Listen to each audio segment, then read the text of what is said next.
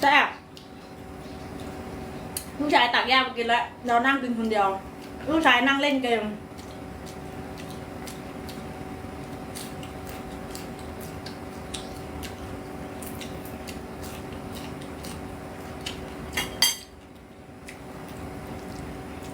อร่อยจังเลย